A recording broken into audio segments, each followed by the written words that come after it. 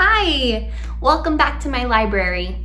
Today we're going to read Chapter 8 of A Series of Unfortunate Events, The Bad Beginning by Lemony Snicket. Chapter 8. Klaus stayed up all night reading, which was normally something he loved to do. Back when his parents were alive, Klaus used to take a flashlight to bed with him and hide under the covers, reading until he couldn't keep his eyes open. Some mornings, his father would come into Klaus's room to wake him up and find him asleep, still clutching his flashlight in one hand and his book in the other. But on this particular night, of course, the circumstances were much different. Klaus stood by the window, squinting as he read his smuggled book by the moonlight that trickled into the room. He occasionally glanced at his sisters. Violet was sleeping fitfully, a word which here means, with much tossing and turning, on the lumpy bed, and Sunny had wormed her way into the pile of curtains so that she looked like a small heap of cloth. Klaus had not told his siblings about the book, because he didn't want to give them false hope. He wasn't sure the book would help them out of their dilemma. The book was long and difficult to read, and Klaus became more and more tired as the night wore on. Occasionally, his eyes would close. He found himself reading the same sentence over and over.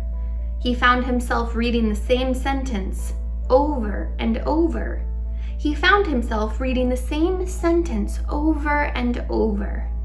But then he would remember the way the hook hands of Count Olaf's associate had glinted in the library, and would imagine them tearing into his flesh, and he would wake right up and continue reading. He found a small scrap of paper and tore it into strips, which he used to mark significant parts in the book. By the time the light outside grew gray with the approaching dawn, Klaus had found out all he needed to know. His hopes rose along with the sun. Finally, when the first few birds began to sing, Klaus tiptoed to the door of the bedroom and eased it open quietly, careful not to wake the restless Violet or Sunny, who was still hidden in the pile of curtains. Then he went to the kitchen and sat and waited for Count Olaf. He didn't have to wait long before he heard Olaf tromping down the tower stairs. When Count Olaf walked into the kitchen, he saw Klaus sitting at the table and smirked, a word here which means smiled in an unfriendly and phony way. "Hello, orphan," he said. "You're up early." Klaus's heart was beating fast, but he felt calm on the outside, as if he had on a layer of invisible armor. "I've been up all night," he said, "reading this book." He put the book out on the table so Olaf could see it. "It's called Nuptial Law," Klaus said, "and I learned many interesting things while reading it." Count Olaf had taken out a bottle of wine to pour himself some breakfast, but when he saw the book, he stopped and sat down. "The word nuptial," Klaus said, "means relating to marriage." "I know what the word means," Count Olaf growled. "Where did you get this book?" "From Justice Strauss's library," Klaus said. "But that's not important. What's important is that I have found out your plan." "Is that so?" Count Olaf said, his one eyebrow raising. "And what is my plan, you little runt?" Klaus ignored the insult and opened the book to where one of the scraps of paper was marking his place. "The laws of marriage in this community are very simple," he read out loud. "The requirements are as follows: the presence of a judge, a statement of I do by both the bride and the groom, and the signing of an explanatory document in the bride's own hand. Klaus put down the book and pointed at Count Olaf. If my sister says I do and signs a piece of paper while Justice Strauss is in the room, then she is legally married. This play you're putting on shouldn't be called The Marvelous Marriage. It should be called The Menacing Marriage. You're not going to marry Violet figuratively. You're not going to marry her literally. This play won't be pretend.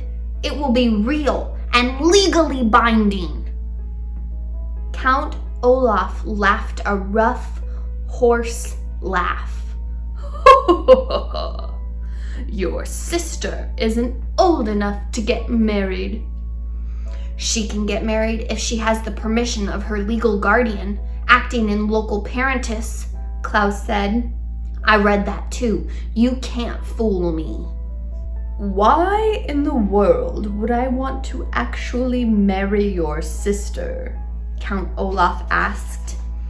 It is true she is very pretty, but a man like myself can acquire any number of beautiful women. Klaus turned to a different section of nuptial law. A legal husband, he read out loud, has the right to control any money in the possession of his legal wife. Klaus gazed at Count Olaf in triumph. You're going to marry my sister to gain control of the Baudelaire fortune. Or at least that's what you plan to do. But when I show this information to Mr. Poe, your play will not be performed and you will go to jail. Count Olaf's eyes grew very shiny, but he continued to smirk at Klaus. This was surprising. Klaus had guessed that once he announced what he knew, this dreadful man would have been very angry, even violent. After all, he'd had a furious outburst just because he'd wanted roast beef instead of puttanesca sauce. Surely he'd be even more enraged to have his plan discovered. But Count Olaf just sat there as calmly as if they were discussing the weather. I guess you found me out, Olaf said simply. I suppose you're right.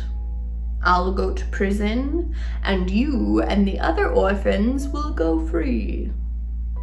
Now why don't you run up to your room and wake up your sisters? I'm sure they'll want to know all about your grand victory over my evil ways.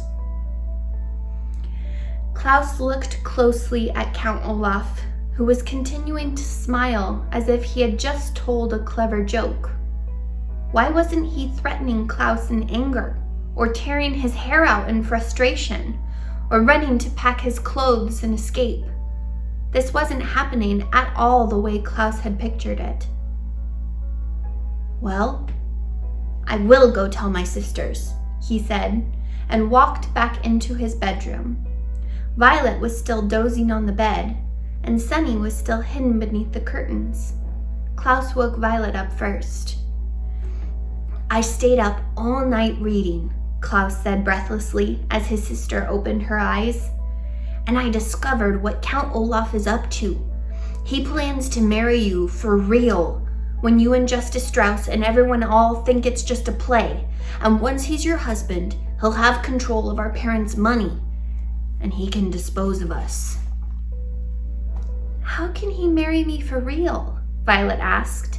It's only a play. The only legal requirements of marriage in this community, Klaus explained, holding up nuptial law to show his sister where he'd learned the information, are your saying I do and signing a document in your own hand in the presence of a judge, like Justice Strauss. But surely I'm not old enough to get married, Violet said. I'm only 14. Girls under the age of 18, Klaus said, flipping to another part of the book, can marry if they have the permission of their legal guardian. That's Count Olaf. Oh no, Violet cried. "What can we do?" "We can show this to Mr. Poe," Klaus said, pointing to the book, "and he will finally believe us that Count Olaf is up to no good. Quick, get dressed while I wake up Sunny, and we can be at the bank by the time it opens." Violet, who usually moved slowly in the mornings, nodded and immediately got out of bed and went to the cardboard box to find some proper clothing. Klaus walked over to the lump of curtains to wake up his younger sister. "Sunny," he called out kindly, putting his hand where he thought his sister's head was. "Sunny." There was no answer. Klaus called out "Sunny" again and pulled away the top fold of the curtains to wake up the youngest Baudelaire child. "Sunny," he said, but then he stopped, for underneath the curtain was nothing but another curtain. He moved aside all the layers, but his little sister was nowhere to be found. "Sunny!" he yelled, looking around the room. Violet dropped the dress she was holding and began to help him search. They looked in every corner, under the bed, and even inside the cardboard box, but Sunny was gone. "Where can she be?" Violet asked worriedly. "She's not the type to run off." "Where can she be, indeed?"